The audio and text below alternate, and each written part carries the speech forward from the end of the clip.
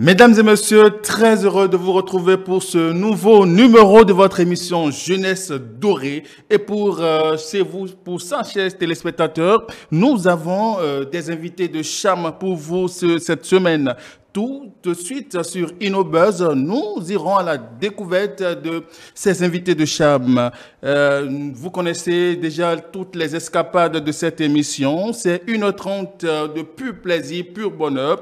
Mais avant, prenez ceci en apéritif.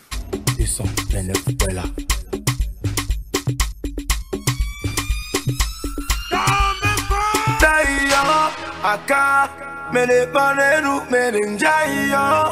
Caca, je me lève sans personne pour m'aider. Aka, personne ne voulait m'aborder. Papa, ouais, no you body. We paria, baby. We paria, chérie. We paria, baby. We paria.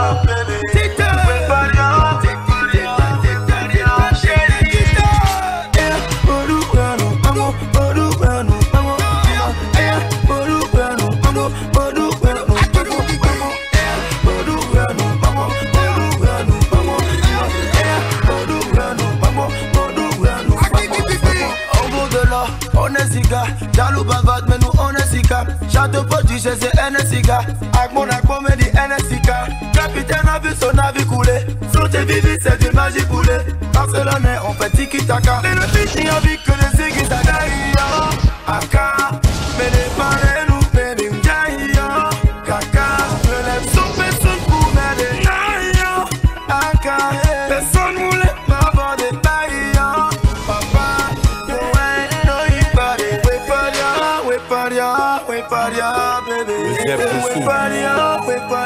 We paria, chérie. We paria, baby. We paria, chérie.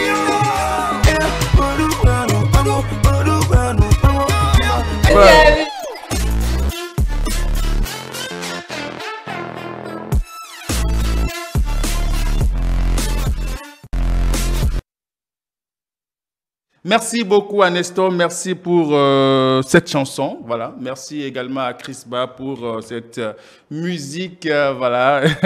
Nous allons passer à Buzz avec Oriane Tokbo. Bonjour. Bonjour Habib et bonjour à toutes et à tous.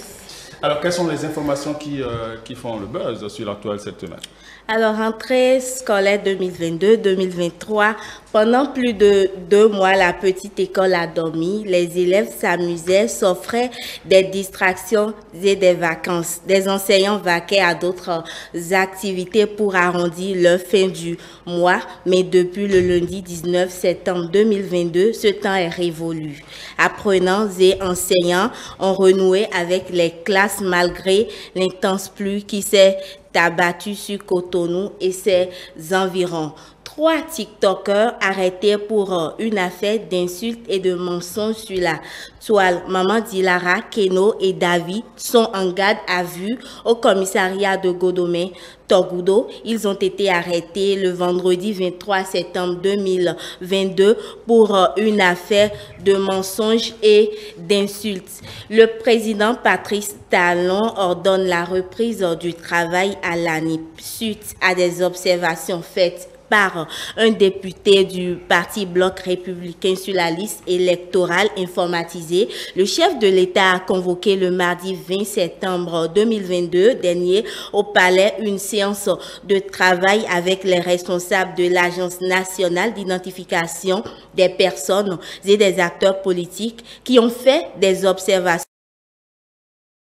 La réunion a permis au chef de l'État d'écouter les 2 parties. Les irrégularités évoquées par certains acteurs politiques sont dues au fait que plusieurs inscrits qui ont conformé leur porte de vote lors de la dernière opération se retrouvent étrangement affectés à d'autres postes de vote situés bien loin de leur résidence. Autonomisation des femmes et croissance au Bénin, la Banque mondiale vient en aide au gouvernement gouvernement béninois. La Banque mondiale a approuvé aujourd'hui un financement de 150 millions de dollars de l'Association internationale de développement IDA pour aider le gouvernement du Bénin à renforcer l'autonomisation des femmes et des filles, élargir l'accès à une énergie fiable et durable et améliorer la gestion fiscale et de la dette. Il s'agit de la seconde opération d'appui des politiques de développement destinée à des financiers des réformes pour améliorer le potentiel de croissance forte et inclusive du Bénin à travers notamment la participation active des femmes à la vie sociale et économique. Au Bénin toujours, et pour finir, un article du Bénin Web TV publié par le journaliste Koshimo S.Humbadji évoque des informations cachées sur l'artiste Tiaf. Ainsi, invité sur le numéro 00 de l'émission de témoignage Le Canapé de Tata Kimi, l'artiste a révélé qu'il a dû, à un moment donné de sa vie, pratiquer des rituels pour atteindre la richesse et la célébrité. Cet épisode de sa vie est transcrit dans son morceau Unsata, sorti il y a quelques années. Merci. Merci beaucoup. Nous allons plutôt demander aux artistes qui sont avec nous sur ce plateau, le moment venu, si c'est bien sûr ces formules-là qui font leur célébrité ou bien c'est le travail acharné. Merci beaucoup à vous Oriane Topo. Merci pour toutes ces informations d'ici et d'ailleurs. Nous allons vous accompagner avec ce son de Crispa.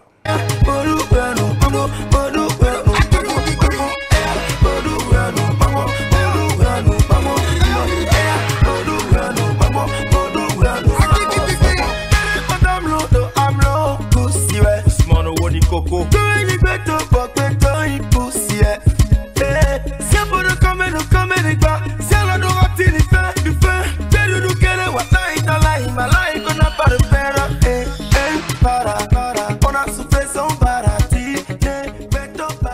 De retour sur le plateau avec Innovar aux commandes Nelly Michaï. Nelly, bonjour. Bonjour Habib, j'espère que vous allez bien. Je vais très bien et vous? Je vais très bien aussi. Vous avez beaucoup de soleil dans votre vie? Oui. Je rayonne comme vous pouvez le voir. Ça se constate. Je vais très très bien. Eh bien, Habib, Innovar de ce dimanche parle de musique contemporaine. Quel avenir pour le rap béninois? Et j'ai le plaisir de recevoir deux grands artistes que vous connaissez certainement, chers téléspectateurs. Il s'agit, le premier, c'est un artiste indépendant à succès. Il est rappeur polyvalent. Il touche à tous les styles de musique, de la trap à l'afro-rap. Il s'appelle à l'état civil Aouha Gezo Aurel Terence, mais il est plus connu sous le pseudo de Crispa. Crispa, bonjour. Bonjour Nelly. Comment vas-tu? Je vais très bien. J'espère que vous allez bien aussi. Ça va très bien aussi. D'accord, super. On voit généralement très peu de femmes dans le rap, que ce soit au Bénin ou dans le monde. C'est un style de musique qui s'associe souvent à la violence.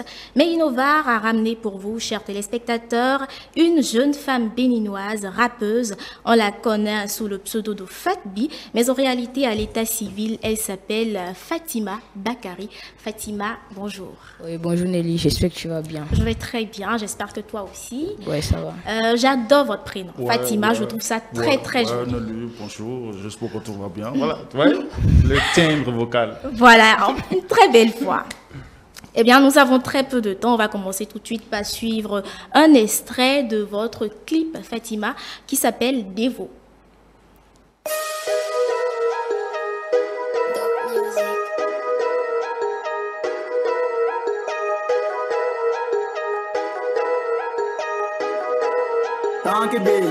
Ah ouais, tu l'aimes côté de beau temps, ouais, après la pluie, c'est le beau temps, ouais, ah ouais, tu l'aimes côté de beau temps, ouais, tu sais déjà que je suis validé. Ce que l'on ramène bientôt, négo, t'as pas idée. C'est nyam, tu le beat, tous vos rappeurs, je vais tuer. Les gens déjà qui sont à bout, d'inspiration sont à court, yeah. Nous t'avons mon même bord à mis dans les temps humains. Nous bada pour les go, abonnant dans humains. Gang la boy, buzz vite dans les go, le vent que parler, mais qui a demandé leur avis? Yo, leur avis, yo. Ah ouais, tu l'as encodé de vous. On boucle toute la matinée durant. Dites-moi, Fatbi, pourquoi avoir choisi le rap? Parce que généralement, c'est pas un style de musique très commun. Tout le monde ne choisit pas forcément le rap, déjà les hommes, et très peu de femmes se trouvent dans ce secteur. Bon, comme je dis souvent, j'ai pas choisi le rap, c'est le rap qui m'a choisi, tu vois. Donc c'est un truc que j'aime faire, peu importe le genre musical, il doit avoir ce style-là dedans en fait. Je dois le faire en fait, tu vois. Donc c'est ça. C'est une passion tout simplement. Ouais. Chris Ba, je vais vous poser la même question. Pourquoi ce style de musique? Tout simplement parce que quand j'étais au collège, c'est ce que je faisais avec mes amis. Si j'avais fréquenté un collège où on faisait du Cheng System, peut-être que je serais un artiste Cheng System ou peut-être un artiste Zenly. Donc c'est juste parce que voilà, quand j'étais à l'école, c'est ce style de musique qu'on faisait au collège. Mais je peux vous assurer que ce style de musique-là vous va très bien à vous deux. Merci. Et je tiens à faire une petite confidence. Je suis une de vos premières fans, Chris Ba. J'écoute vos chansons tout le temps. Nelly, je surkiffe votre musique. Merci. Donc, est-ce que vous savez que Chris Ba a des amoureuses déjà ici? Ah bon? Oui. Ça ne m'étonne pas. Vous Moi, voulez que je vous suis dévoile tombée le nom? folle amoureuse Voilà. de votre musique plutôt. Mais bon, on va continuer.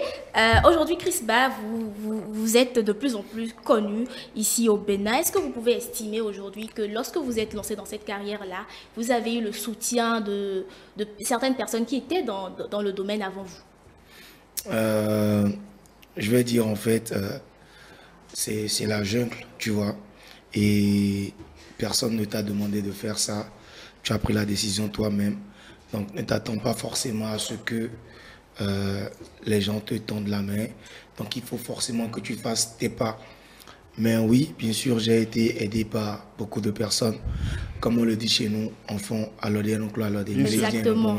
C'est ça. Il y a plusieurs personnes qui m'ont soutenu, les aînés, les collègues, le public. Oui, bien sûr. Beaucoup de Fatbi, personnes. vous pouvez estimer aujourd'hui, vous qui êtes à votre début, vous pouvez dire aujourd'hui qu'il y a des gens qui ont dépassé peut-être l'étape à laquelle vous êtes aujourd'hui, des gens comme Chris Ba par exemple, qui vous tendent la main aujourd'hui dans votre musique. Oui, beaucoup. Je m'y attendais pas déjà. Chris Ba aussi m'a tendu la main quand j'ai commencé. Parce que déjà avant de commencer, on s'était déjà vu, il m'a donné des conseils et tout. Donc quand je me suis lancée, il y a beaucoup d'aînés qui n'ont pas hésité à partager mes trucs et tout. D'accord, je vais revenir à vous, Chris Ba. Pour vous, quels sont les défis actuels dans le rap béninois? Déjà, le rap béninois a surtout besoin de s'accommoder. C'est-à-dire le rap béninois a surtout besoin de... La musique, elle évolue. Et aujourd'hui, au Bénin, on a dans les débats, souvent, il ressort que, voilà,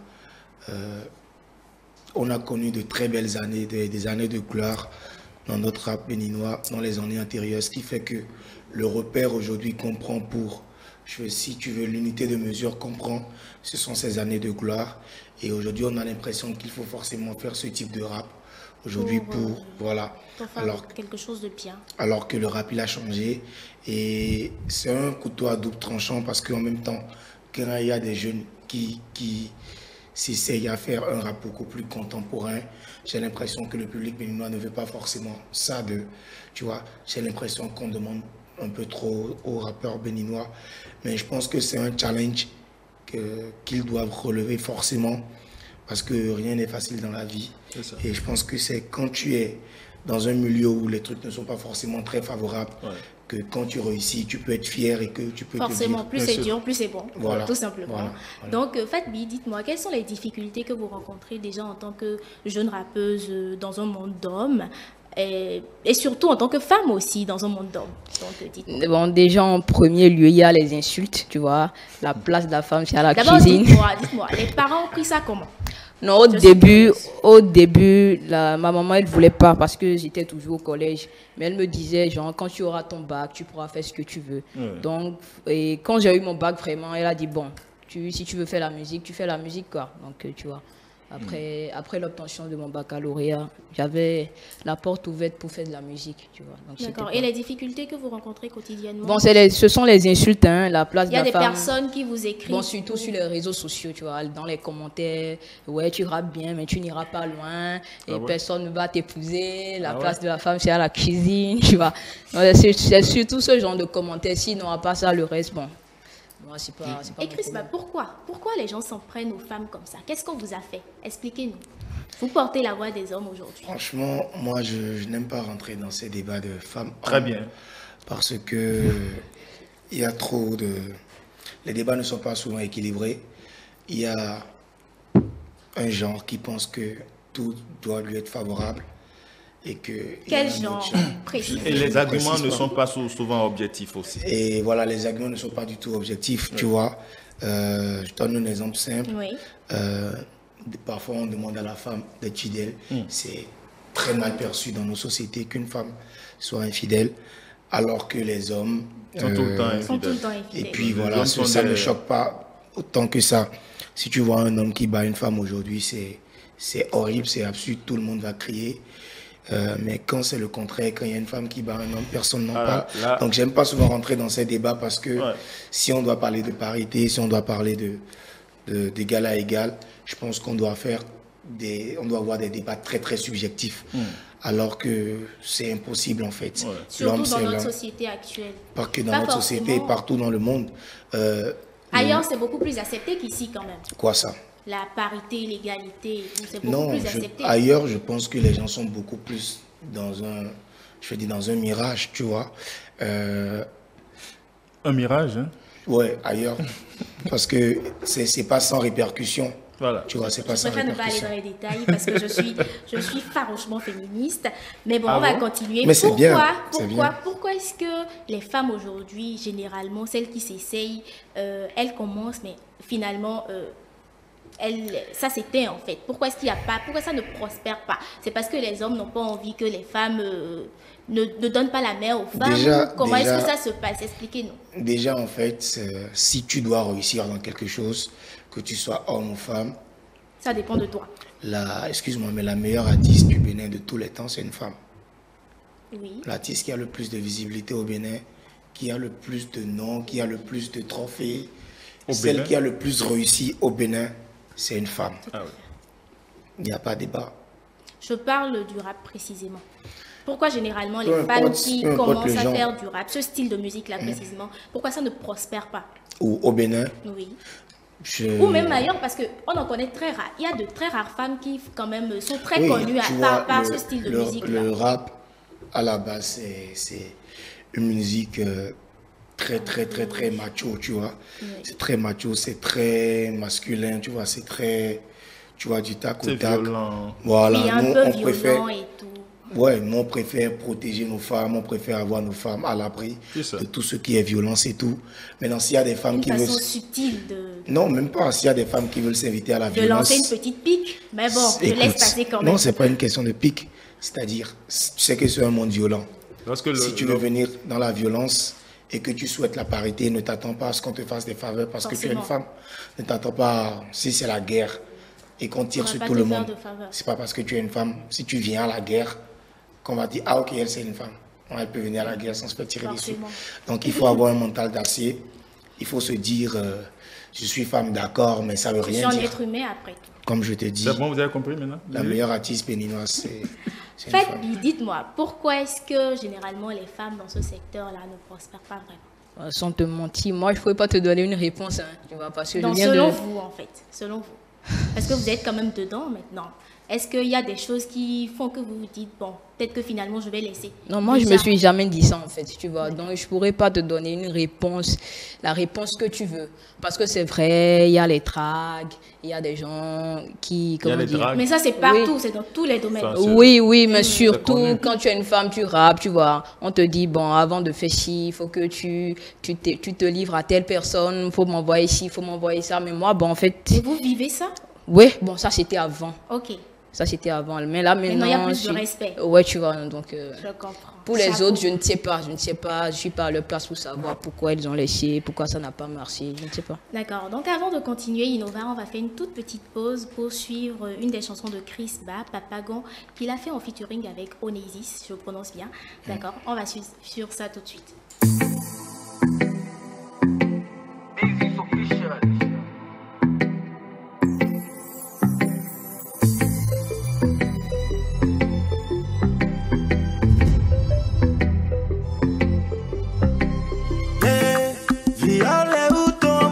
C'est les cocos. Tu sais te saper pour qu'on célèbre ton corps. T'es pas dans celles qui font danser les totos. Mais t'es parti sans me donner tes lèvres. Il fait 1000 kilos chez les cocos. T'es Miami, je suis dans les fobos. Depuis que t'es parti, je danse chez les potos. Depuis que t'es parti, chérie, je les contents. Papa gon we ha anale ko hakabi masi putu tu eto anale ko hakabi mai papa gon we ha anale ko bebe bari benu mila mai papa gon ha koko no wi dopo eko poho twela bari benu nimbo mai papa gon. Ok, retour sur ce plateau. On va parler à présent. Quel effet? Non, quel effet cette chanson vous fait? La chanson me fait de l'effet. Et je l'assume entièrement. Ça me fait de l'effet. J'aime la bonne musique, comme tout le monde. Donc, on va parler à présent. Spécialement cette bonne musique. Voilà, la musique et uniquement la musique. Donc, on va parler de vos prochaines actualités. Est-ce que vous préparez quelque chose actuellement, Fatpi? Ouais, déjà, il y a mon prochain single qui vient la semaine prochaine. Est-ce que c'est forcé? On peut avoir avec extrait. la précision. A cappella, c'est ça? Ouais. Ou bien genre Oui, ceux dont parle la chanson, ou bien un petit a cappella. Enfin, dans l'extrait que vous allez nous faire tout à l'heure, là, on va entendre. Le scoop, quoi. Ok, bon, est-ce que c'est forcé? C'est pour dire, et le fait de forcer quelqu'un à donner ci ou à donner ça, bon, tu me demandes de l'argent, après je te dis je n'ai pas, c'est pas forcé de donner en fait. Tu demandes des nuits, je dis je n'ai pas, c'est pas forcé de donner, tu vois. Donc, c'est un peu ça. Voilà, la vie n'est pas forcée. C'est pas forcé. Voilà. On ne force rien. Donc, à part ça, je viens de boucler aussi mon tout premier album qui sera disponible l'année prochaine. Bravo. L'année prochaine. Attention. Donc, c'est assez sûr, c'est plus sur la femme en fait. Les violences faites à la femme, tout ce qui a rapport avec la femme. Féministe aussi. Bon, On n'a pas besoin d'être féministe. On est réaliste, on voit ce qui se passe et puis voilà, on a notre mot à dire. C'est déjà bouclé et ça sera disponible l'année qui vient. Il y a aussi une collaboration avec une rappeuse ivoirienne, Annie Chris, la protégée d'Ibaon, je ne sais pas si vous la connaissez. Ce sera aussi disponible avant la fin de l'année quand même. Bien sûr. Donc voilà. Super.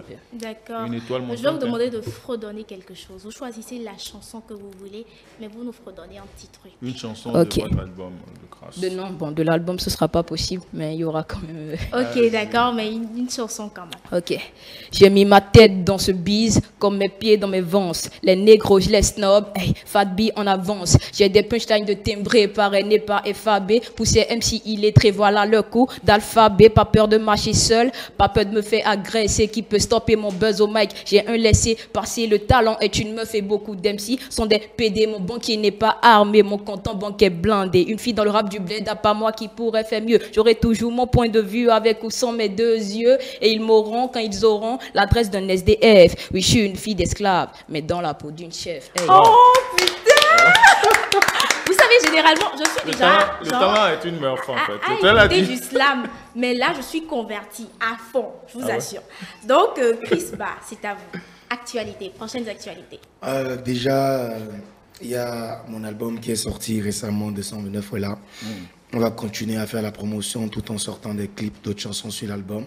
C'est déjà ça. Et voilà, faire notre prochain concert en décembre. Super. Le dernier, c'était à Boycon. Le prochain, on va bientôt donner les dates et les lieux pour le concert. Pour préparer le public. Voilà. Donc en gros, c'est ça. Et continuer de faire la promotion de l'album. Ok, d'accord. Je pense que Habib, ce sera tout. Merci d'être venu sur notre plateau FATPI, Crisba. Merci beaucoup. Ça m'a fait plaisir de vous recevoir. Habib, Innovar, c'est fini, mais Jeunesse Dorée continue. Mais Jeunesse Dorée continue. Merci beaucoup à vous, Crispa. Merci à FATPI. Nous vous souhaitons bon courage dans votre carrière. Merci. Merci également à vous, Nelly Mitjaï, pour cette chronique. Nous allons retrouver des lettres et des arts. Ce sera Harim Lassisi, Ibrahim Adamou.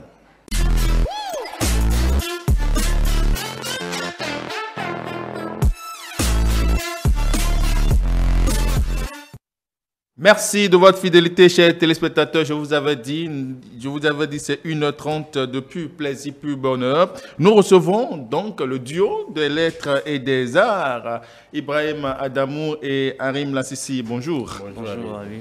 Vous avez beaucoup de soleil dans votre vie? Assez. Assez de soleil. D'accord. On commence avec le bulletin des informations culturelles, Harim Lassisi. Alors bonjour à toutes et à tous et bienvenue dans ce tout nouveau numéro du bulletin des informations culturelles et littéraires de cette semaine. Bulletin que nous ouvrons avec des félicitations que nous adressons à l'écrivaine camerounaise Ennis qui décroche le prix RFI Voix d'Afrique avec son roman Comme une reine, publié aux éditions Jean-Claude Lattès. Restons toujours au Cameroun où la presse s'est faite l'écho d'un apéro-concert de la chanteuse d'origine béninoise Maoussi Kotié à l'Institut français du Cameroun. Quittons à présent ce pays pour le Bénin où l'Institut français de Cotonou a organisé sa journée porte ouverte ce samedi 24 septembre 2022. C'était l'occasion de nous dévoiler un riche tableau culturel fait d'impromptus poétiques, de cafés littéraires, de cinéma, d'expositions, de performances artistiques et d'ateliers percussion.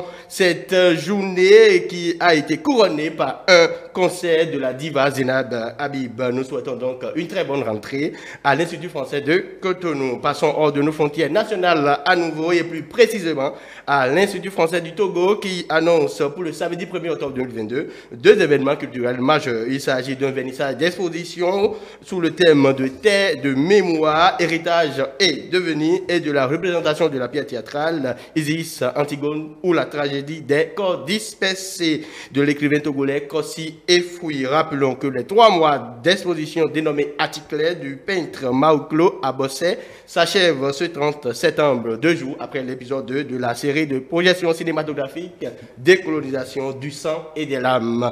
Eh bien, ce sera tout pour aujourd'hui. Rendez-vous mardi prochain pour un nouveau numéro avec le même plaisir. Harim Lassisi, c'était moi. Avec donc le même plaisir, je vous dis, Harim, est-ce que vous savez que j'adore votre bulletin? Ben si, je prends ça pour un compliment. Un compliment. Nous allons passer à la deuxième manche de cette rubrique. C'est bien sûr l'entretien avec un acteur culturel. Tout à fait. Tout à fait. Je vais laisser la main à mon camarade de lutte, Ibrahim Adamou. Bonjour. Bonjour Ibrahim. Bonjour Habib, bonjour Harim. Et bien, nous parlerons ce soir aujourd'hui du showbiz musical au Bénin. Et pour cela, nous avons un expert de ce domaine-là. C'est précisément M. Cisno. Bonsoir M. Cisno. Bonsoir. Bienvenue. Bon, merci beaucoup. Bien. Il faut rappeler que Cisno, c'est son nom d'artiste. À l'état civil. À l'état civil, c'est Abel Rodrigue Tévoigel. Bien sûr. L'élève de la grande famille Tévoigel. alors, moi j'ai quand même une première question. Et quand on parle de showbiz musical, tout de suite, nous ne pensons que l'opinion publique ne pense qu'aux artistes. Tout de suite. Mais c'est clair que derrière les artistes, il doit y avoir tout un monde, toute une catégorie professionnelle qui travaille dans l'ombre. Je crois que je ne me trompe pas. Non, pas du tout. Souvent, quand je suis en face d'une telle question, je pense que c'est l'instant d'éclaircir certaines choses pour que ceux qui nous suivent comprennent tout ce qui est derrière dans ce monde artistique. C'est-à-dire, quand vous voyez une star, sachez que c'est toute une équipe qui est derrière, qui manœuvre vraiment pour faire valoir ce qu'il fait comme œuvre artistique. Alors, et on peut savoir rapidement quelles sont ces personnes-là et ces catégories professionnelles. Vous allez avoir derrière un artiste, un producteur, si possible. Parce qu'il y a d'autres qui sont dans l'autoproduction, mais et dans les astuces, on peut citer un producteur, un manager, un éditeur, Je pense même, on a la direction, le directeur artistique qui joue un rôle très important aussi. On a les réalisateurs de clips, on a aussi les arrangeurs de son qui ont leur part et qui font aussi ces artistes-là. C'est tout un monde là. Hein. C'est tout un monde. Ouais. Mais quand on observe un peu ce monde-là de l'industrie musicale au Bénin, et quand on le compare à ceux, par exemple, de la Côte d'Ivoire, du Nigeria, ou bien même encore à celui du Togo, on se rend compte que le Bénin n'est vraiment pas prospère, de façon relative quand même, que le Bénin n'est pas prospère sur le plan musical. Comment est-ce que cela peut s'expliquer? Quels sont les problèmes qui minent encore ce champ-là au Bénin? Bon, en premier, souvent, je nous accuse, nous les artistes, parce que je me dis, tous ces pays que vous avez cités ont une identité musicale. Bien sûr. Et c'est cette identité musicale qu'ils vendent à l'extérieur. Ah, le Bénin n'a pas d'identité musicale. Bon, nous sommes plus copieux. C'est quoi une identité musicale? Quand on parle d'une identité musicale, vous voyez, c'est genre une créativité au sein du pays, c'est-à-dire un rythme adopté par le pays, modernisé, chacun apporte sa touche, d'accord, pour permettre quand même que de part et d'autre, ça soit écouté, que tu n'aimes pas, que tu te retrouves peut-être, je prends le cas du Bénin maintenant, si je me retrouve à Adja, on peut moderniser un instrument qu'on appelle le Adja. soyo, nous avons le soyo. Voilà, on peut moderniser un truc comme ça, et même si on veut copier les autres, on essaie de jouer à la base ce qui est en dessous et compléter ce qui peut quand même changer la chose et être vendu. C'est ça le problème. Voilà, à l'international. Mais ici, tout notre souci, c'est de vouloir suivre un clip à la TV et on voit que le clip est bon, le gars il a bien chanté, il est dans... Voilà, on veut juste copier ça, on demande à l'arrangeur, essaie exactement de faire ça. Je ne veux pas que tu ailles faire autre chose, on exige à l'arrangeur de faire tout possible, de copier exactement ça. Mais ça, c'est l'expression on exige. Est-ce que ça ne serait pas une promotion parce qu'on dit que le rythme, que ce soit le rythme ou la musique, la mélodie dont vous parlez serait peut-être en vogue? Voilà. On fait cette politique-là pour cette promotion. À cette question, je dirais simplement qu'il y a un manque d'inspiration, d'accord? Et je dirais aussi... Il y a un manque d'inspiration. Une manque d'inspiration. Quand vous êtes un producteur, oui. d'accord? En outre, il faut chercher à innover, à créer. En effet. D'accord? Oui. Et vous investissez vos sous sur un projet musical. Vous pouvez toutefois demander à ce qu'on crée quelque chose, d'accord? Qui fera peut-être parler de vous et qui fera de vous un homme dont l'histoire retiendra le nom. Mais aujourd'hui, on dit musique commerciale. On a vu le Togo, on a vu le Nigeria, on veut tous copier ça parce qu'on dit que ça c'est la tendance. Donc tout le monde est prêt à se livrer. Quelle est la musique commerciale du Togo? Bon, aujourd'hui si nous voulons plus nous focaliser, il y a la R&B qui a pris vraiment là-bas, donc la majorité des artistes sont là pour ça. Mais quand vous prenez les tout fans, c'est autre monde, c'est une créativité. C'est le secret de leur réussite. Alors, parce qu'ils ont réussi, par exemple, à imposer leur empreinte dans le paysage musical. C'est ce que moi, je pense que j'ai eu à rencontrer beaucoup d'artistes. Et souvent dans les discussions, je ne sens jamais cette chose de vouloir créer quelque chose. Alors, je me suis rappelé que j'étais en face d'un monsieur très honoré, et bon, un grand homme quand même. Je lui ai expliqué que j'avais envie de... C'est un producteur? Bon, c'est pas un producteur, c'est un tonton que je respecte beaucoup. D'accord, donc... Dans le domaine. Il n'aime pas qu'on affiche son nom, donc je ne voulais pas... D'accord, allez-y. Donc, je lui ai dit, mais j'ai le talent, mais ce qui me manque depuis là, c'est de vouloir toucher un rythme du pays, que je vais prendre quelque chose et jouer peut-être un peu d'afro dessus. Voilà. Et il va m'aider à faire un mariage. Il dit, mon petit... Si tu es prêt et tu commences, fais-moi signe, je suis prêt à t'accompagner. Mais je suis sûr que derrière, il y a des gens qui vont nous décourager. Parce que déjà, on connaît les réalités du pays, on se fait avec. Mais quand même, il y a des artistes très, très talentueux au Bénin. Mais qui font du beau. Mais qu'est-ce qu'il reste alors? Qu'est-ce qu'il faut faire selon vous? Vous êtes formateur dans le domaine. Arrangeur également. Mais qu'est-ce qu'il faut faire maintenant pour booster ce secteur-là, selon vous? Pour moi, d'abord... Nous allons plus être assis sur la qualité de ce que nous servons. Quand je parle de la qualité des produits, c'est la qualité... Aujourd'hui, il y a des artistes qui font on leur fait des masters ou bien des messages et des masters, on écoute ça à la radio, c'est de n'importe quoi. C'est-à-dire, on n'a pas misé... L'artiste a le talent, mais on n'a pas misé sur la qualité. Comment on appelle du mastering, ni du message. Maintenant, derrière tout ça, vous allez voir, il faut ils ont délaissé les artistes à leur sort parce que la majorité des artistes... C'est qui il? Non, je ne voudrais accuser personne. Ah, d'accord. Moi, je ne voudrais accuser personne. Ok. D'accord? Mais tout ce que je dis, c'est que s'il y avait un système, si le Bénin était vraiment organisé, d'accord, et il y avait un système qui permet à chaque artiste, d'accord, qui sort un truc concret, vraiment un truc, on sent que, bon, il y a le talent, qu'on peut l'exprimer, qu'on peut valoriser, qu'on peut vendre à l'extérieur, l'accompagner financièrement, d'abord. Parce que... Vous ne voulez pas accuser quelqu'un, mais vous avez quand même dit si le Bénin était bien organisé. Parce que Donc, il manque d'organisation. Il y a une Il y a une qui question d'organisation qui est sur la table. Et je pense que d'abord, le gouvernement actuel est en train de faire des efforts. Mais ce n'est pas encore. Il y a la volonté politique, mais ce n'est pas encore ça. Il faut encore plus. Parce que vous avez vu le Bénin, c'est petit, mais il y a trop de talent dedans. Si vous voulez vraiment goûter aux fruits béninois, vous allez voir que nous sommes vraiment talentueux, pointueux vraiment. Si vous nous voyez, en tout cas, vous savez de quoi je parle. Oui, mais là, en attendant, chacun y va de son inspiration. Chacun fait cavalier seul. Et on remarque souvent que les artistes sont à la recherche du buzz. Parce que nous sommes dans les showbiz, il faut du buzz. Et pour cela, ils n'hésitent même pas à faire, par exemple, l'apologie du crime, l'apologie du sexe, de la sexualité débridée. Débridée, c'est tout. L'apologie, tout, par exemple. Est-ce que ça, là, c'est nécessaire, par exemple, pour atteindre voilà, ce niveau-là de popularité, de renommée à l'international? D'accord. Pour répondre à cette question, tout ce que je vais te dire, un artiste sans accompagnement, d'accord? Oui. Un artiste sans structuration n'a pas d'autre choix que de se livrer à ça. Je m'explique. Oui. Vous voyez, aujourd'hui, entre griffes, le cesse, la violence et d'autres faits divers, c'est des choses qui accrochent le public. D'accord? Et si tu n'as pas un producteur, quelqu'un pour t'encadrer, pour investir sur toi, pour que ça puisse porter ses fruits, et que c'est toi-même ton investissement, c'est comment tu vas réfléchir, comment tu vas procéder pour que ton investissement, le peu que tu as investi, tu puisses récupérer. En effet. Ça ne peut que...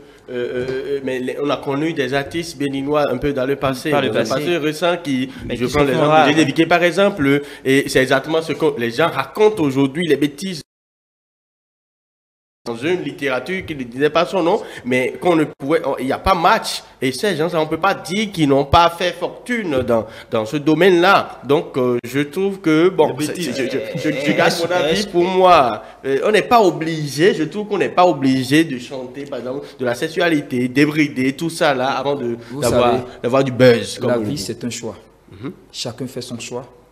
Chacun fait ce qu'il peut faire pour quand même s'afficher. Dans le domaine artistique, c'est autrement. L'essentiel, c'est de s'afficher. Non, c'est pas de s'afficher. Moi, je ne l'ai pas dit ici. Mais pour beaucoup d'artistes, quand même, pour beaucoup d'artistes, il faut d'accord. Il faut vous savez, connaître. on regarde un peu les chaînes, comment on appelle nos chaînes là, de l'international. On n'est pas sans doute sans ignorer que, bon, vous connaissez mieux que moi les stars Rihanna, consort, les Kim Kardashian, ces stars du showbiz USA. Vous les connaissez, donc déjà, on sait que la jeunesse qui aime regarder ça. Maintenant, si moi je dois avoir mes fans, comment vais-je m'exprimer? Il faut leur servir. Il faut leur servir ce qu'ils aiment. La personne n'aime pas Coca, tu veux lui servir Coca. Mais comment il va consommer? Moi, je sais qu'il y a un peu il y a un certain paradoxe qui s'installe tout de suite parce que on dit que quand on parle des rôles de la chanson, par exemple, la chanson doit divertir les gens, mais ça doit également, il doit avoir une finalité éthique, ça doit éduquer. Mais là, l'éducation, c'est où? Il y a même des chansons qu'on ne peut pas écouter avec des enfants. On ne peut pas écouter, on ne peut pas permettre à que nos enfants écoutent ces chansons-là. Mais est-ce qu'il n'y a pas des tests, par exemple, qui réglementent cela? Des tests, bon, actuellement... Il y a quand même des tests. Je pense que non, on ne va pas dire encore qu'il y a des tests, mais à ce que je sache, c'est que c'est aux acteurs culturels, d'accord, de taper peut-être sur la table et de ne plus financer. Bon, si je le dis, peut-être c'est encore le problème. Ça peut vous créer des problèmes. Ça peut vous créer vous aussi des problèmes. Vivement qu'on ait ces instances-là de régulation. Sincèrement, le désordre est... Sinon, dit la production. Sinon, vous portez des gants. Finalement, vous portez des gants dans vos propos. Non, moi, je ne porte pas de gants. Je pense que, vous savez, il ne faut pas dire certaines choses, d'accord, pour réveiller des esprits qui dorment. D'accord. Donc, je préfère rester dans le cadre dans lequel je suis venu ici, ne pas élargir dans d'autres débats et rester concentré sur l'objectif. Oui, alors, par là, à côté de ceux-là qui font cette évangélisation de la sexualité débridée, il y a d'autres qui affirment recourir aux pratiques occultes pour se faire une certaine renommée. Vous trouvez que c'est nécessaire? Vous savez, tout à l'heure j'ai dit, la vie est un choix. Chacun fait son choix. Est-ce que ça existe? Non, attendez. Est-ce que ça existe? Ou bien c'est un mythe? Permettez-moi quand même d'aller pas à pas. Vous connaissez ou pas? Est-ce que ça existe? Ça existe. Ah, d'accord. Ah, pas de moi que c'est. Ah, de moi, ça existe? Non, ça existe. D'accord. Ça existe. Et vous savez, au Bénin, nous sommes un pays très respecté dans le côté occultisme. Aujourd'hui, la jeune génération veut avancer vite, plus que normalement le plan de Dieu. Et c'est ça souvent qui les pousse à aller vers ces pratiques-là. Et je pense qu'il y a de cela quelques jours, 3 jours passés, j'avais organisé un challenge sur ma page. Donc le gagnant, il était avec moi, on parlait, mais il m'a dit, Fofo, je veux que tu m'aides à aller plus rapidement. Je dis, ouais, mais pour aller plus rapidement, il faut aller pas à pas. La musique, c'est un monde calme et il faut du temps pour pouvoir concrétiser ces femmes. Donc, ce que je te conseille, tu auras mon soutien. Il dit, mais non, je ne parle pas de ce côté-là. Est-ce que tu ne peux pas m'amener à aller voir un papa? Un papa? Juste là, je n'ai pas encore compris. Mais à la longue, quand j'ai dit, mais quel genre de papa? Et il me dit, mais là où un charlatan ou quelqu'un qui va l'aider à pouvoir vite prendre feu. Je dis, mais mon frère, tu vas prendre feu. Tu vas te brûler. On va t'aider aujourd'hui à prendre feu, mais demain, là, on va te ramasser en cendres. Donc, ça existe. Ça existe et je pense que ce n'est pas une bonne pratique. Il faut simplement que nous ayons confiance en nous-mêmes et ayons la foi en notre Créateur qui nous a vraiment donné vie. Bien, en dehors de ce conseil, pour ces jeunes-là qui nous suivent aujourd'hui et qui vous regardent, qu'est-ce que vous avez à leur conseiller, surtout ceux-là qui veulent se lancer dans la carrière musicale? Et moi, je voudrais que ça soit en chanson, parce que vous êtes aussi artiste, hein, si ça peut se faire. Ou bien je pense que je peux le faire, mais la meilleure façon de le dire, souvent, c'est de le dire par des phrases pour que les gens comprennent. À la fin, je peux revenir dessus, c'est pas un problème. Vous savez, dans toute chose que vous entreprenez dans sa vie, il faut du travail acharné. C'est clair. Il faut que vous soyez rigoureux envers vous-même. Bien sûr. Et quand vous êtes rigoureux envers vous-même, c'est que quels que soient les coups, quelles que soient les difficultés, ça paye à la fin. Vous voyez? Maintenant, je dis souvent à mes frères, ne soyez pas pressés. Quand Dieu a programmé dans ta destinée que tu seras une star, ou bien tu seras un artiste confirmé, tu seras confirmé. Mais s'il dit non, que tu ne seras pas, tu peux sauter du haut, tu peux sauter du toit, même tomber sur un matelas. Il n'y aura pas ton nom dans le nom des artistes confirmés.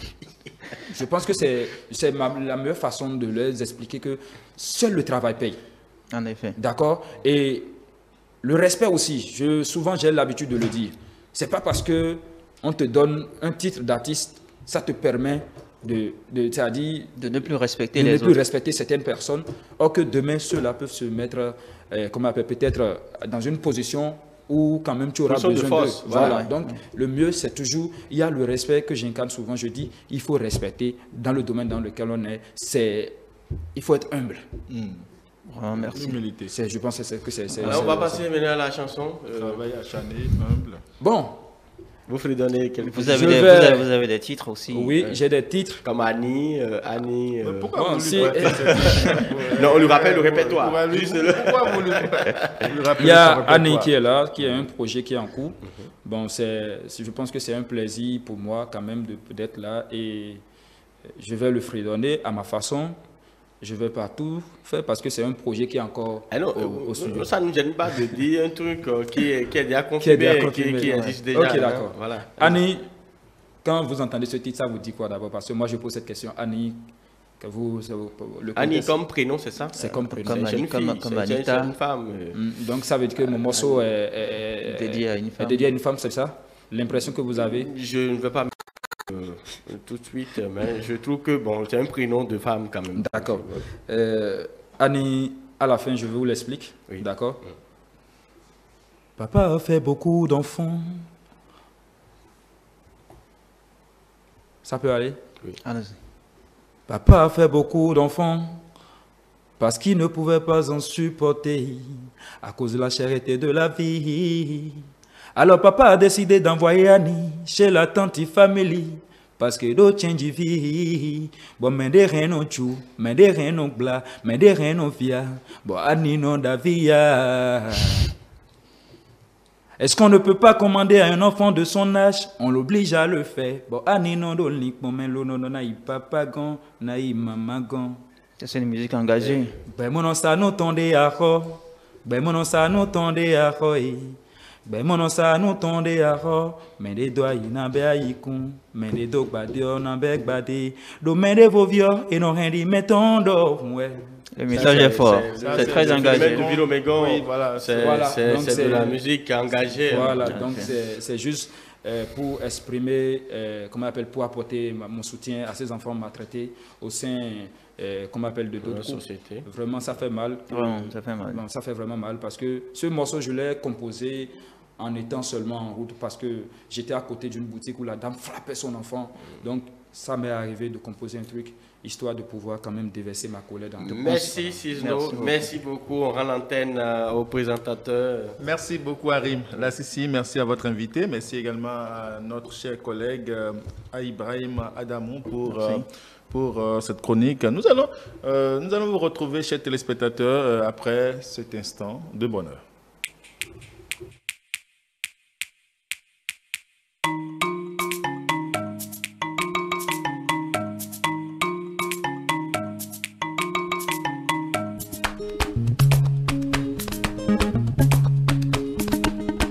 Ningle do non zoto elo bonyo nowe Ejanyi yawe dia non hawe binwe Ningle do non zoto e konton to ele bise Ejanyi priye dia non blo sankeze Nchokba satan we khanya we same roma we Betoni kumini mo chokba sa ai hontongwe Bayode wa hoi koye wa donwe ni da some Dormi à ton peuple, ouais, pour famille, ton mère, c'est beau.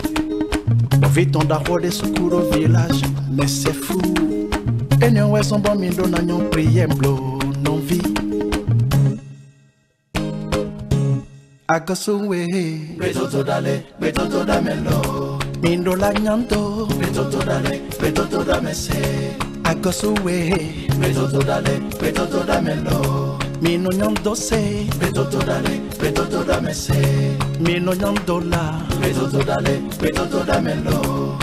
Minyang betoto, betoto dale, betoto damese.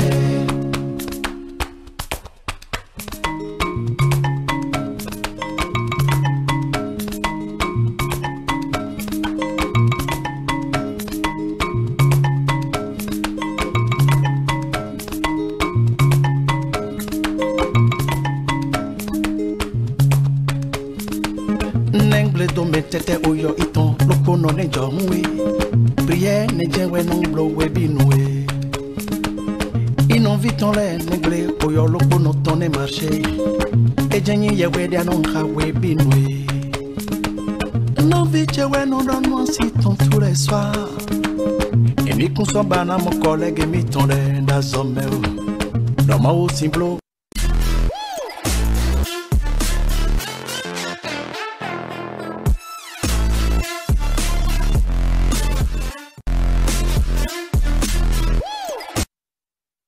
Nous revenons en plateau, c'est l'instant éducation et sur cette escapade avec éducation, nous allons recevoir bien évidemment Romulus Kantin. Romulus, bonjour. Bonjour Habib. Avec vous, le bulletin des informations éducatives. Exact. Commençons cette revue par le message du gouvernement à l'endroit des acteurs éducatifs en prélude au démarrage de la rentrée scolaire 2022-2023, placée sous le thème « L'éducation, arme de l'univers et d'une suivi collective ». Salimane Karimou, chef de file des ministres en charge de l'éducation, a mis l'accent sur un certain dysfonctionnement constaté dans le rang des acteurs de l'école. Si on n'y prend pas garde, estime le ministre, ces dysfonctionnements risquent de plomber les efforts menés pour le développement du secteur éducatif béninois. L'année scolaire 2022-2023 qui s'annonce doit nous permettre de donner le glas des vices qui ont pour nom absentéisme et retard injustifié, alcoolisme, détournement, harcèlement, vol, mauvaise gestion, inconscience professionnelle, agression verbale ou physique, violence de toute forme et j'en passe, énumère l'autorité ministérielle. Ces difformités devenues banales, pense-t-il, hypothèquent dangereusement l'avenir des générations montantes et méritent que l'école en fasse mieux que par le passé, son cheval de bataille afin de restaurer et de promouvoir un vivre ensemble harmonieux et convivial. Parlons toujours éducation, où au lendemain de la rentrée scolaire 2022-2023, le ministre de l'enseignement maternel et primaire a pris de nouvelles mesures pour mettre à la disposition des enseignants, en début de chaque trimestre, des fournitures et matériels de travail pouvant leur permettre de donner un bon résultat. Continuons toujours avec éducation qui nous fait voyager à présent vers l'Organisation des Nations Unies où l'Organisation internationale rappelle aux talibans ce que doit être l'éducation. À travers un discours, le secrétaire général de l'ONU dit, je cite, « Au lieu de nous rapprocher, l'éducation est en train de devenir une source de grande division. » Fin de citation. Sur ces mots, Antonio Guterres invite tous les gouvernements à investir dans le système éducatif qui aujourd'hui creuse souvent des inégalités au lieu de les réduire. Eh bien, c'est ce que fait le gouvernement béninois quand il cite les acteurs éducatifs au travail et au bon travail. Sonnons à présent la croche sur l'engagement du Mali pour la prise en charge des enfants. Et cet engagement, c'est à l'occasion du sommet sur la transformation de l'éducation dans le monde. Il est à noter qu'au cours de cette séance, les chefs d'État et plusieurs acteurs du monde scolaire se sont exprimés sur la problématique du système éducatif. C'est la fin de ce numéro. Merci d'être les nôtres. Prochain rendez-vous, toujours avec Romulus Kanti. La revue est terminée, mais Jeunes d'Afrique continue avec Eddie Kamikoto. Merci beaucoup à vous, Romulus Kanti. C'est bien sûr ça, vous cédez votre siège à Eddie Kamikoto pour la suite de Junior d'Afrique.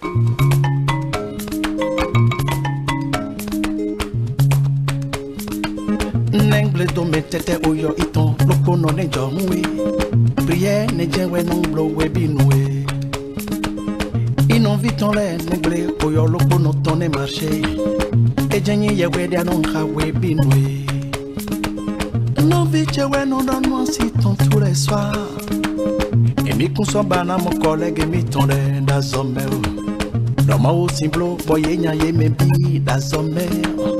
Et n'en vivi nous, et c'est mi ton dessous, chérie. Ayode wahon, pour nous vite ya zome un matin. Et moi, enveloppe au nez de ta voton d'imé, nyane. Et mon bras, il est viré simplement. Agosoué, bedodo dale, bedodo damelo. Menyang bedodo, bedodo dale, bedodo damese. Agosoué, bedodo dale, bedodo damelo. C'est la grande rentrée avec Eddie Kamikoto. Eddie, bonjour et bienvenue sur votre émission. Bonjour Habib. Vous allez bien? Ça va. D'accord. Alors nous vous laissons votre plateau.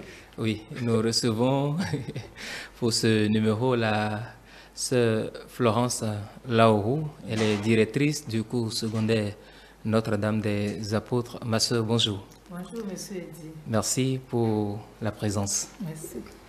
Et à côté de vous, M. Nabil Garba, il est agent judiciaire. Mais beaucoup plus, nous l'avons convié sur ce plateau en sa qualité de parent d'élèves. Bonjour, M. Garba. Bonjour, Eddie. J'espère que la présentation, c'est bien. Oui, c'est un complément à faire. C'est juriste en service à l'agence judiciaire du Trésor. Ok, d'accord. Donc voilà, nous parlons de comment s'organiser pour gérer les études. La rentrée a démarré. Les regards sont désormais tournés vers les premières évaluations qui, d'ici la semaine prochaine, vont commencer par se faire sentir dans les différentes matières. Ma sœur, dites-nous, bien souvent, tous les apprenants n'arrivent pas à retrouver leur boussole dès que les premières évaluations démarrent. Est-ce qu'on pourrait imputer cette situation soit à une mauvaise organisation ou plutôt dire que c'est toujours la fièvre des vacances qui prévaut au niveau de ces apprenants? Merci, Monsieur Eddy.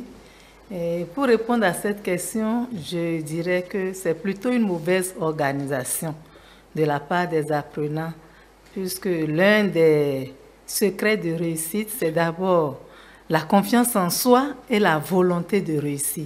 Donc, une fois les vacances terminées, les apprenants doivent déjà savoir que c'est fini, les loisirs, et il faut que le travail reprenne comme cela se doit, quoi. Mais est-ce que tous les apprenants sont conscients de cet état de choses? Faut-il peut-être penser à instaurer dans le système éducatif une matière qui parlera désormais de méthodologie, de gestion du temps, de l'organisation pratique pour réussir les études? Oui, dans certains établissements, cela se fait. Chez nous, par exemple, c'est en 6e, quand les enfants viennent nouvellement au collège, il faut leur apprendre la méthodologie. Parce que pour réussir aussi, il faut une méthode de travail. Si vous n'avez pas une bonne méthode et vous apprenez en désordre, vous n'aurez pas le résultat escompté.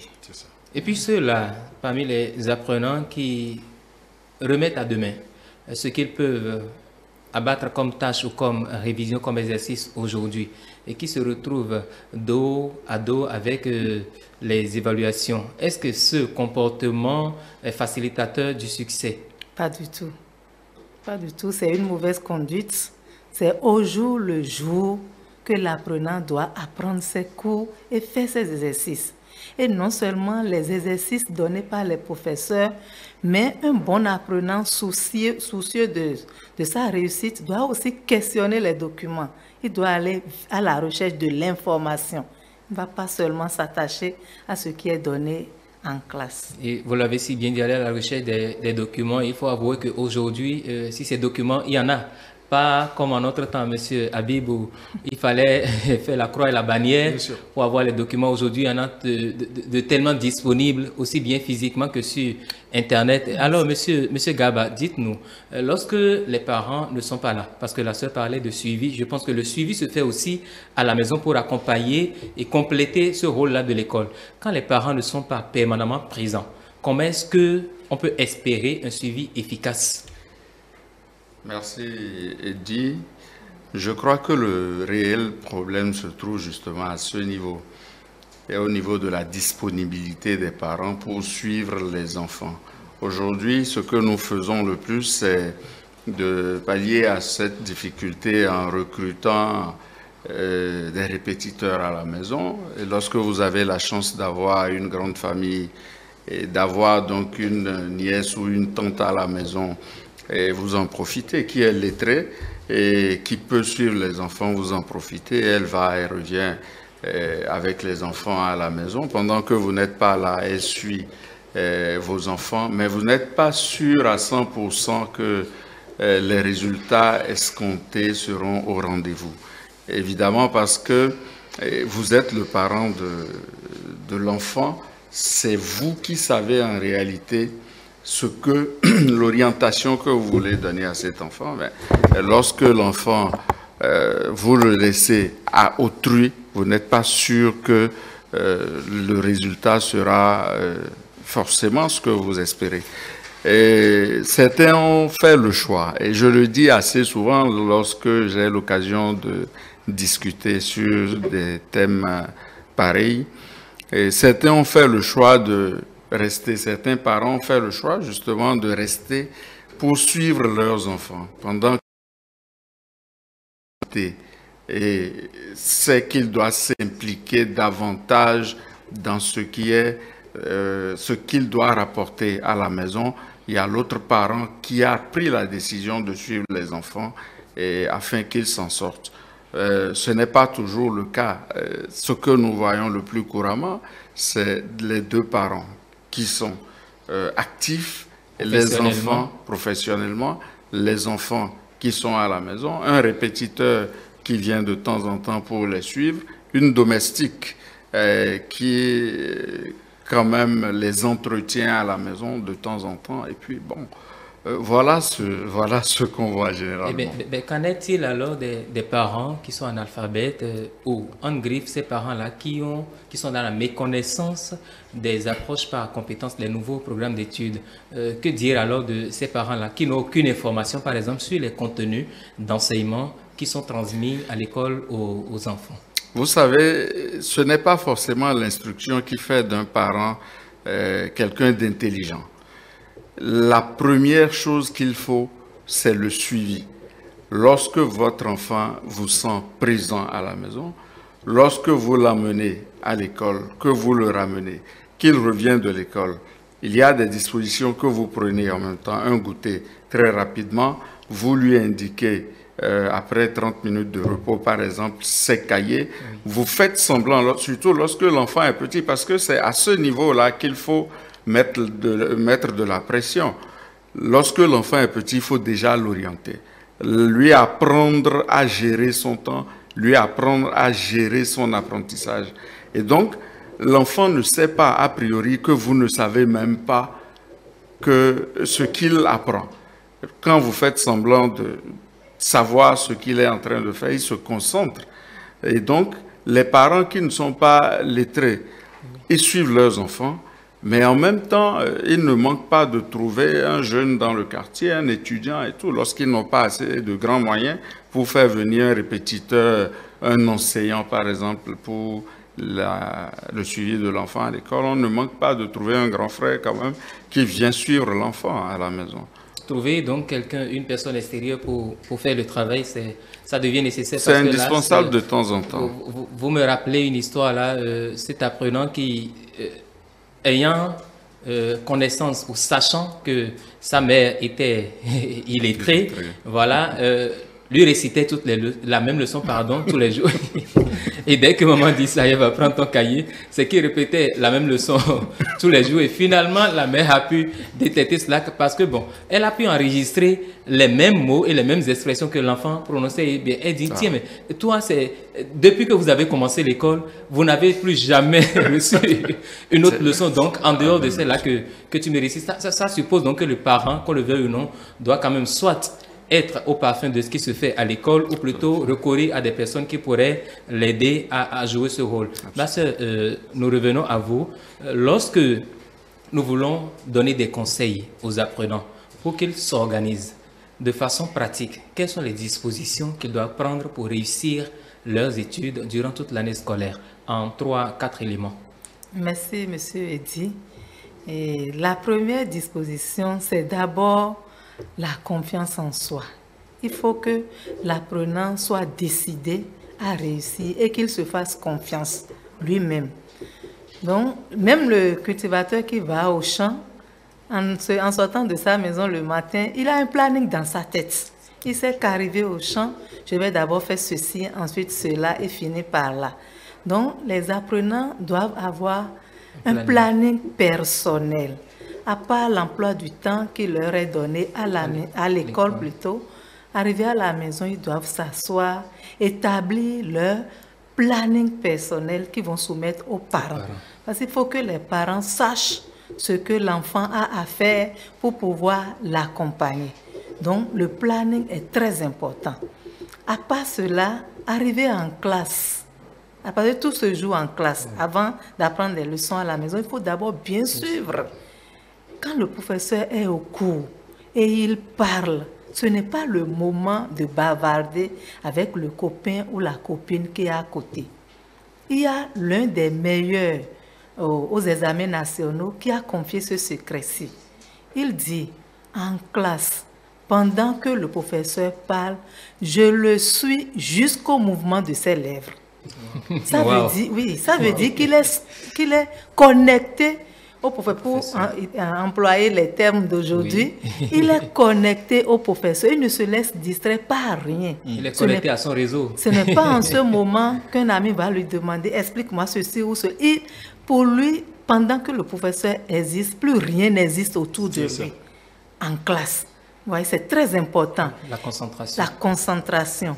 Et en plus de ça, il faut avoir son critérium à la main pour noter. C'est très important de noter pendant que le professeur explique. C'est après avoir noté qu'il y a des éléments qui servent à poser des questions pour avoir plus d'explications par rapport au développement qui a été fait par le professeur. Okay. Merci. Voilà de très beaux conseils. Je pense que ça résume l'essentiel qu'il faut pouvoir consentir comme effort et espérer réussir vous voulez compléter? Non, allez-y. Ok, d'accord. Donc, je voudrais savoir quand même, il y a des parents, malgré que l'emploi du temps extrascolaire, c'est-à-dire l'emploi du temps de l'enfant à la maison est conçu avec l'aide des parents, il y en a quand même qui en arrivent à imposer des activités ou des sollicitations aux enfants. Monsieur Gaba et ensuite la sœur. Oui. Parce que nous considérons que c'est le parent qui doit être le premier motivateur. Oui. Mais voilà, il revient encore comme la personne qui tire l'enfant vers le bas en lui imposant par exemple des activités ou plutôt des tâches qui n'étaient pas prévues par le planning élaboré avec l'enfant. Je crois que étudier, ce n'est pas seulement que rester dans les cahiers. Je crois également que étudier, ce n'est pas que lire ses cours. La vie est faite de toutes sortes d'activités. Et vous savez, nous apprenons, même vous, on ne parle pas forcément de nos enfants, nous avons pris part quelque part avant d'être dans la vie active. Ce qui nous permet de nous en sortir à plus d'un égard, ce sont les activités que nous avons quand même appris à faire nous-mêmes. Aucun parent ne devrait laisser ses enfants que dans les cahiers, sous le prétexte que je veux que mon enfant réussisse à l'école. Il pourrait réussir à l'école, mais il pourrait ne pas s'en sortir dans la vie. Alors, mettre ou donner des activités diverses à ses enfants, ce n'est pas, et je le précisais, j'expliquais, ce n'est pas le tirer vers le bas. Non, c'est peut-être lui apprendre la vie. Et vous allez voir que les meilleurs ne sont pas forcément les enfants qui ont passé tout leur temps dans le cahier. Ce sont ceux qui ont appris avec méthode à faire plusieurs choses, parfois à la fois. Et lorsqu'un parent ou lorsqu'un programme est établi et que le parent a besoin d'un enfant pour lui prendre quelque chose à côté, pour balayer rapidement le salon qui doit être maintenu propre et pour permettre quand même à l'enfant d'être dans un environnement sain pour travailler, je ne pense pas que ce n'est pas encore mauvais. Ce n'est pas encore mauvais. Et je crois que aucun parent, lorsqu'il est vraiment parent de l'enfant, ou aucun parent qui veut quand même de l'évolution de l'enfant, soucieux du devenir de son enfant, ne se permettra pas quand même le luxe de stopper son élan d'étudier. Son élan d'étudier et comment on dit, de ne pas lui permettre de s'en sortir, de travailler. Il trouvera forcément le bon moment pour le laisser travailler. Ma soeur? Oui, je dirais presque la même chose que M. Gaba. Ce n'est pas seulement l'intellect, la connexion empirique qu'il faut viser. Non, mais l'enfant doit savoir faire un peu de tout. Moi, je condamne d'ailleurs les parents qui ne demandent rien aux enfants à la maison. C'est la tata, la domestique qui va balayer la chambre, faire tout. Non, l'enfant, qu'il soit garçon ou fille, doit aussi aider les parents. Il doit savoir faire un peu de travail manuel. En dehors des tâches scolaires. Oui, bien sûr. Nous allons finir avec le dernier mot. Monsieur Gaba, est-ce que vous pensez, de par vos expériences par le passé, que les groupes d'études pourraient aider les enfants à réussir? Ce sera le mot de fin. Oui, les groupes d'études pourraient aider les enfants à réussir si ces groupes sont sérieux. Et lorsque vous êtes dans une grande famille, moi je viens de famille quand même où quand moi-même j'étais petit, il y avait quand même un certain nombre d'enfants dans la maison assez souvent, qui ne sont pas forcément les enfants de mes propres parents et tout. On s'organisait quand même pour s'entraider et pour apprendre ensemble. C'est nécessaire. Mais lorsqu'il s'agit de groupes d'études, je vais étudier et qu'on va dehors, qu'aucun parent ne maîtrise ce qui se passe dehors, ça pourrait ne pas être bon. Je ne dis pas que quand un enfant veut aller étudier chez des amis et tout, il faut l'interdire. Mais il faut suivre cela aussi et savoir si véritablement... En quelle compagnie l'enfant va travailler. Justement. Okay, merci. Avec la sœur, nous allons finir donc aussi. Ma sœur, dites-nous, dans quel cadre à la maison les enfants doivent-ils réviser quand ils décident par exemple de faire les travaux personnels? Dans quel cadre doivent-ils réviser? Merci, monsieur Eddy. Et à la maison, les parents doivent aider les enfants à avoir une salle d'études. Pas qu'ils soient seulement enfermés eux seuls sans le suivi des parents. Monsieur Gaba l'a dit tantôt, même quand mon enfant veut étudier, il faut que je sache qu'est-ce qu'il est en train de faire. L'autre fois, sur les réseaux sociaux, ils ont fait circuler une image, la tata ou bien la noune était devant, elle suivait les enfants qui étudiaient. Or, les enfants avaient les livres ouverts et dans les livres, ils avaient placé des téléphones portables. Et oui, ils s'amusaient avec le téléphone. Le génie des loisirs. Vous voyez. Donc, les parents doivent être à côté, ils doivent suivre. De temps en temps, passer dans la salle d'études pour voir est-ce que les enfants sont vraiment en train d'étudier ou si possible prendre le cahier ou le livre, poser une question à l'improviste pour voir si ça suit. Oui, effectivement. Donc, il ne faut pas que les enfants soient délaissés, qu'on fasse confiance totalement. Non. Et quelle planification peuvent-ils faire pendant qu'ils étudient? Par exemple, le week-end, quand on commence samedi, dimanche, quelle planification doivent-ils faire? Vous pouvez Dans quel sens? Comment passer le week-end, par exemple, pour ne pas perdre du temps? Comment mettre le week-end à profit quand on est élève pour ne pas perdre du temps? Parce que bien souvent, quand on reçoit les exercices, les travaux à faire vendredi, on se dit j'ai le temps, le samedi passe, on se dit j'ai encore le temps, le dimanche passe, et on se retrouve mettre le temps de week-end à profit. Pas d'abord les week-ends, mais chaque soir, lorsque l'apprenant rentre à la maison, il doit obligatoirement lire les leçons reçues dans la semaine. Maintenant, à partir du week-end, commencez par apprendre, faire un planning, commencez par apprendre les leçons progressivement et à faire les exercices jusqu'à se retrouver la veille, le dimanche soir, avec le cours qu'on a le lundi matin. Voilà qui est bien dit. Les cours du lundi matin, et c'est sûr, c'est bon conseil que nous allons retourner la manche. Voilà. Merci beaucoup à vous, Eddy Kamikoto. Donc, comment s'organiser pour réussir les études? Eh bien, c'était avec vous et vos invités. Merci à vous. Merci. Bon retour dans vos demeures. Merci également à vous, Eddy Kamikoto, pour cette chronique. Nous allons retrouver la dernière manche, la dernière ligne droite de cette émission. C'est bien sûr Kiff numérique avec Atman. Bouba.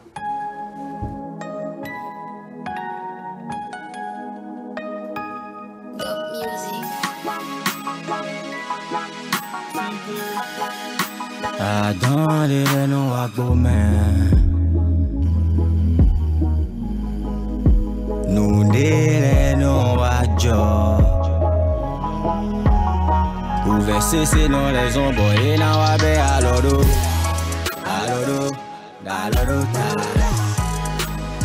et n'a pas bé à l'oro.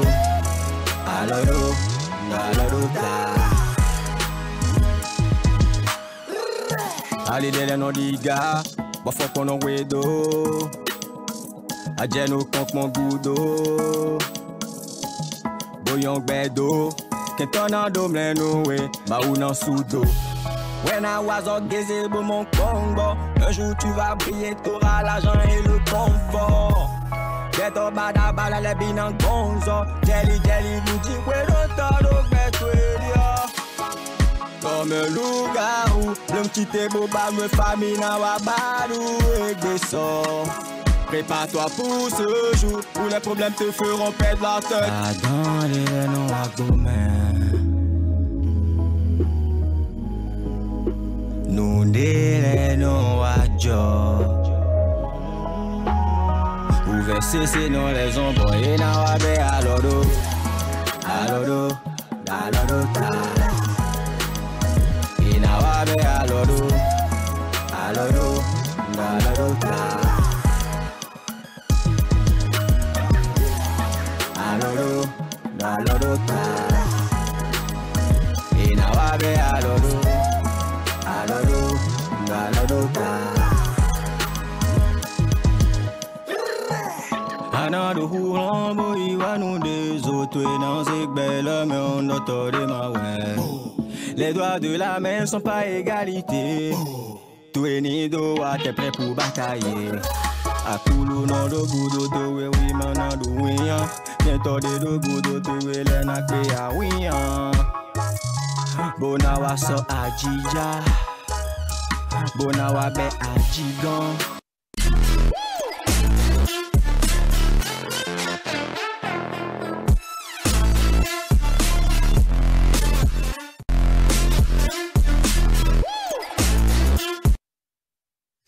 Nous sommes en mode numérique avec Atman Bouba. Atman, bonjour. Bonjour, chers téléspectateurs, bonjour.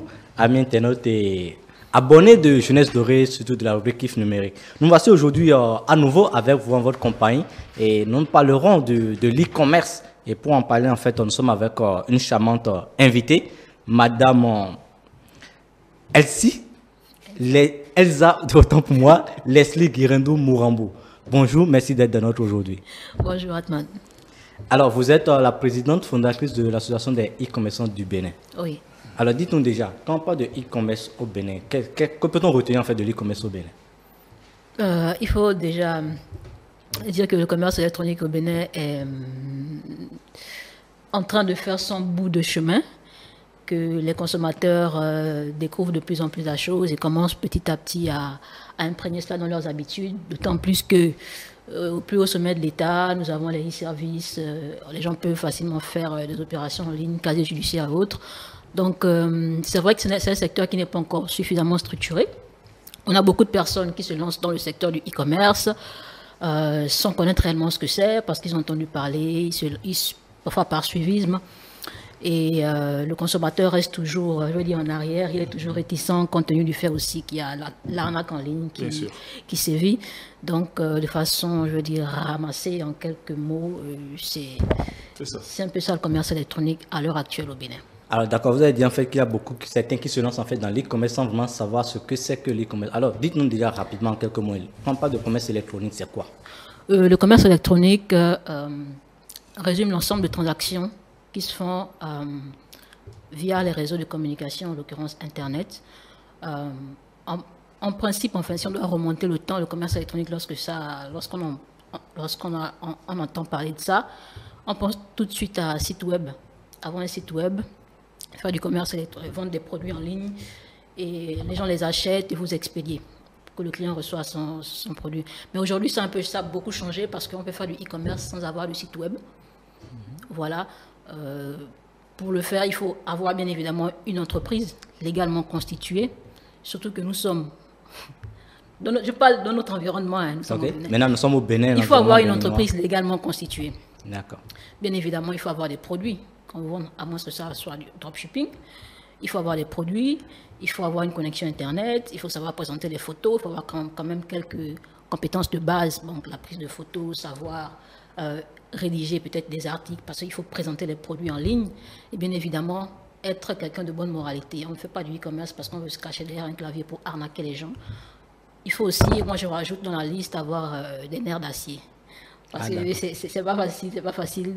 Même si vous n'avez pas arnaqué quelqu'un, même si vous dites juste que vous faites du e-commerce, tout de suite les gens pensent à arnaque en ligne. Donc, convaincre les gens pour acheter en ligne, c'est vraiment un véritable parcours de combattant au quotidien. Donc, il faut vraiment avoir des nerfs d'acier et pour pouvoir réussir à vendre en ligne. Parce que sans la vente en ligne, en fait, vous ne pouvez pas vendre, vous ne pouvez pas vivre des revenus issus de vos activités. D'accord. Il faut vraiment que le consommateur achète. D'accord. Donc, quand on parle de e-commerçant, c'est carrément toute une pléthore de compétences qui entrent en jeu. Par exemple, de la rédaction, de pouvoir en fait présenter des articles dans la rédaction web, faire de la photographie, ainsi de suite. Oui, c'est beaucoup de choses. Aujourd'hui, lorsqu'on est seul, bon, ce n'est pas spécifique au commerce électronique, c'est dans l'entrepreneuriat en général. On ne peut pas souvent tout faire seul. Des fois, vous êtes obligé de recourir au service des personnes externes pour pouvoir vous assister. Moi, par exemple, j'ai un site web, donc je dois avoir bien évidemment un développeur, Parfois, j'ai besoin de graphistes, parfois j'ai besoin. Mais si vous avez le temps de faire ça, ce qui selon moi n'est pas évident. Mais bon, il y a des gens qui le font. Et ceux qui n'ont pas de site web, c'est assez facile d'aller sur Facebook, créer une page, poster des produits et puis bon, se faire connaître. En quelque sorte, pour devenir e-commerçant au Bénin aujourd'hui. C'est la façon la plus simple, mais il faut toujours avoir une entreprise légalement constituée. Avoir un siège, c'est aussi très important. D'accord. Donc, en fait, pour être e-commerçant aujourd'hui, il faut avoir une entreprise, il faut être d'abord légalement constituée selon en fait, les règles qui régissent en fait l'environnement. Il le faut, l'environnement en fait de l'État du Bénin en quelque sorte. Et l'autre chose aussi, pouvoir en fait disposer d'un site internet ou à défaut avoir une page Facebook et autres. Ou ouvrir une boutique sur un site web, une marketplace. Donc, en fait, est-ce à dire que tous ceux qui postent en fait des éléments de vente à travers les statuts qu'on va faire commerçants? Oui, ils sont des e-commerçants, mais moi je peux pas. Vous qui voyez ces statuts-là, vous pouvez pas savoir si c'est quelqu'un qui a une entreprise tout de suite ou pas. Il faut connaître, parce que lorsqu'on poste une photo, vous ne savez pas tout de suite quel est le nom de l'entreprise qui est derrière, quel est le nom de celui qui est derrière. Or, si vous êtes client et que vous voulez acheter, c'est important de connaître l'identité et surtout la réputation du vendeur en ligne. D'accord. Rien que les photos ne disent pas tout, en fait. En fait, ça ne suit pas vraiment encore. Et ce qui selon moi, est très grave, c'est que bon, les gens ne créent pas des entreprises, mais bon, on se lève un matin, on a un truc à vendre, on publie. Alors qu'on n'a pas créé d'entreprise. Donc, c'est un particulier, en fait, qui vend un produit. Comment vérifier la fiabilité, l'identité d'un particulier? C'est pas facile. Alors que lorsqu'il s'agit d'une personne morale, c'est beaucoup plus facile. D'accord, ça, on va y arriver dans la suite de notre entretien. Mais déjà, dites-nous, quand on parle d'e-commerce, on fait souvent référence à l'e-business, au business électronique. Est-ce à dire qu'il y a une nuance entre les deux? Oui, les business, en fait, ça englobe beaucoup de choses, y compris l'e-commerce. Les business se rapportent à l'utilisation d'éthiques au sein d'une entreprise pour améliorer son image, améliorer son business, accroître ses ventes et tout. Donc le commerce électronique fait partie en fait de l'e-business. Si je prends le marketing digital, community management, web design, tout ça c'est le e-business. Mais le commerce électronique c'est beaucoup plus la vente des biens et services en ligne. Voilà. D'accord, donc un peu comme le commerce classique, mais le commerce traditionnel, mais adapté en fait aux outils du digital. Oui. D'accord. Dans votre intervention tout à l'heure, vous avez parlé en fait vous avez ressorti un concept, le dropshipping. C'est quoi le dropshipping? Le dropshipping, c'est du e-commerce aussi, mais dans lequel on retrouve trois acteurs, c'est-à-dire on a le vendeur, celui qui a la plateforme, on a le client et on a le fournisseur. Okay. Donc c'est quelqu'un en fait qui vend mais qui n'a pas les produits physiques en lui-même. Donc il a la plateforme, il pose juste les produits, il les présente et lorsqu'un client voit ces produits-là, il peut acheter et le produit est la commande est directement transformée au fournisseur. C'est ce fournisseur-là qui livre le client à l'adresse indiquée. Mais dans notre contexte ici, c'est souvent celui qui c'est celui qui a la plateforme même, qui va chez le fournisseur lui-même récupérer le produit et livrer au client. C'est comme ça que les gens font ici. Donc dans tous les cas, celui qui a la plateforme n'a pas les produits réels. Ce qui est différent de ceux qui ont par exemple une marketplace ou ceux qui ont des sites univendeurs. D'accord, donc en quelque sorte le dropshipping c'est un constat en fait d'intermédiaire entre le client et le fournisseur lui-même. Oui, dans le dropshipping, celui qui a la plateforme en fait n'a pas réellement les produits. Mais est-ce que ça permet en fait à l'intermédiaire là en question de pouvoir vraiment rentabiliser sur le produit? Ou bien comment se fait en fait son volet de rentable? Bon, je ne saurais pas le dire de façon spécifique parce que moi, dropshipping, je ne suis pas vraiment dans le dropshipping. En général, quand je publie des produits, c'est que je les ai en stock. Ou que ceux qui ont la marketplace sur mon site web, il a les produits en stock. Donc, je ne m'inquiète pas pour ça. Mais comment il rentabilise? En fait, si le produit qu'il a publié chez le fournisseur est à 100 francs, lui va mettre ça sur le site web à par exemple 200 francs. Donc quand le client achète, il garde sa marge de 100 francs et il reverse les 100 francs au fournisseur. C'est comme ça qu'il... En fait, il n'y a pas en quelque sorte un contrat qui lie en fait le fournisseur et l'intermédiaire. Quand c'est bien fait, en fait, l'idéal serait d'avoir un contrat avec un fournisseur. Parce que il y aura des difficultés à gérer les stocks chez le fournisseur. Le fournisseur, lui, n'attend pas que vous vendez avant d'écouler son stock. Il a ses propres clients aussi à qui il vend. Donc comment vous allez savoir qu'il n'a plus tel produit pour le présenter au client? Là, ça fait un petit couac. D'accord, ce sont des éléments très, très intéressants, et très intéressants même surtout pour Habib. Bien sûr. Qui aime bien tout ce qui est rapport pécuniaire. Et donc déjà, voilà, nous venons de faire un peu le détour en matière de l'e-commerce, surtout au niveau des e-commerçants. Mais revenons au niveau de l'acheteur. Revenons au niveau de l'acheteur. Quand on dit en fait acheter en ligne, aujourd'hui il y a cette réticence, cette défiance là au niveau du citoyen, puisqu'on parle de l'ANAC en ligne, ainsi de suite. Entre aller acheter, en fait, aller au marché, sur place, toucher le bout des doigts le produit, l'acheter et faire en même temps l'échange direct avec le vendeur, et passer par une plateforme digitale et autres là, en fait, voir un produit de façon virtuelle, l'acheter et puis peut-être payer à la livraison et autres là. Est-ce qu'il y a une assurance là? Ça dépend. Si vous vous sentez en sécurité pour acheter sur un site web, ben, il n'y aura pas de souci.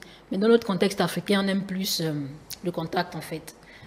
On aime le contact avec le produit, on veut toujours négocier le prix, on veut toucher pour être sûr que c'est bon, que c'est vraiment ça.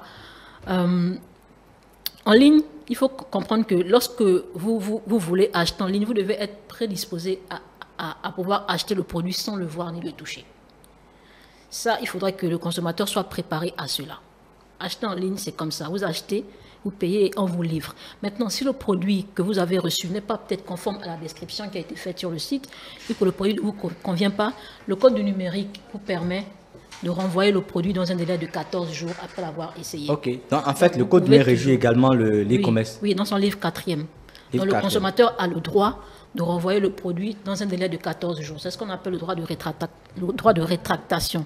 Seulement que ce droit ne peut pas être exercé sur tout type de produit parce qu'il y a des produits d'hygiène, des produits pour des raisons de sécurité alimentaire et tout, on ne peut pas les renvoyer. Donc, je prends un exemple qui a été publié récemment sur la page officielle de l'Association de e-commerce du Bénin. Vous avez commandé à Tchéquet sans piment avec du jus de bissap et on va vous livrer à Tchéquet avec du piment et du jus de gingembre. Bon, vous ne pouvez pas renvoyer, vous comprenez. Donc, vous n'aurez qu'une seule chose à faire, c'est manger, boire et dormir, quoi. Carrément. Et si la personne est heureuse, c'est que ça le fait carrément. En fait, voilà, vous ne pouvez pas renvoyer. C'est comme les produits faits sur mesure. Vous avez commandé, c'est pas un bomba avec vos mensurations et tout, mais on vous livre un bomba qui est plus volumineux ou serré. Bon, vous ne pouvez plus passer, ça a été fait sur mesure pour vous. C'est la même chose pour les produits numériques. Vous achetez un e-book, vous avez téléchargé et tout, vous ne pouvez plus le renvoyer. Donc, le droit de rétractation a ses limites. Mais, pour répondre toujours à votre question, vous pouvez renvoyer le produit. Dans le commerce traditionnel, peut-être il y a des vendeurs qui acceptent, mais il y a d'autres en général, ils disent, vous avez déjà vu, vous ne pouvez plus renvoyer. Bon, je trouve que côté e-commerce, c'est un peu plus large, en fait. Un peu plus large. D'accord. Alors, très rapidement, dites-nous, est-ce que quand le paiement se fait en ligne, comment est-ce en fait être sûr de ne pas se faire arnaquer? Comment en fait éviter les risques de fraude en fait en matière de paiement? Ce sera la toute dernière question. D'accord. Juste après ça, on aura son mot de fin. Oui, son mot de fin, bien sûr. Oui, pour éviter de se faire arnaquer déjà, éviter d'utiliser les Wi-Fi publics. Ça, c'est une chose.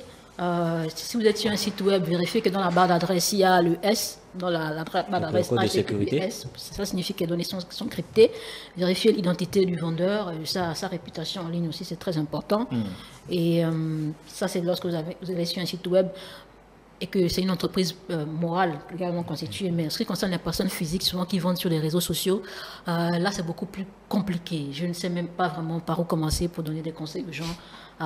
Faites attention, je veux juste dire d'être vigilant. Mais là, il y a souvent ce qu'on voit, quand on est sur Facebook par exemple, même sur les plateformes en ligne, l'image qu'on voit du produit est une image en fait beaucoup plus grosse, plus belle. Mais quand on fait la commande et puis on fait le paiement, une fois que la livraison est effectuée, on se rend compte que c'est un produit qui est totalement tout petit ou totalement différent de ce qu'on a vu. Oui, bien sûr. Est-ce que vous avez lu la description? Est-ce que dans la description, il n'y avait pas les dimensions du produit? Okay. Donc, ça veut dire qu'il faut tenir compte de il faut la tenir compte description. des descriptions qui est mise sur le site web parce que là-dedans, il y a toutes les informations. Okay. Si ça a été dit que c'est ça mesurait ou ça pesait, je sais pas, ça mesurait 20 cm que vous recevez 15 cm, bon là, je comprends que c'est qu'il y a problème. Il y a problème. Mais si c'est la même chose, vous pouvez, voilà. Ok. Merci beaucoup à vous. C'était en fait Madame Leslie Elsa Guirendou Mourambo, présidente fondatrice de l'association des e-commerçants du Bénin qui était avec nous. Et là, le sujet d'aujourd'hui, c'était beaucoup plus sur l'e-commerce, comment acheter en ligne en toute sécurité. Eh bien, Habib, voilà, ce sera tout pour Kif Numérique aujourd'hui. Merci beaucoup à vous et ce sera également tout pour Jeunesse Dorée. Nous allons vous retrouver la semaine prochaine chez les téléspectateurs, si Dieu le veut.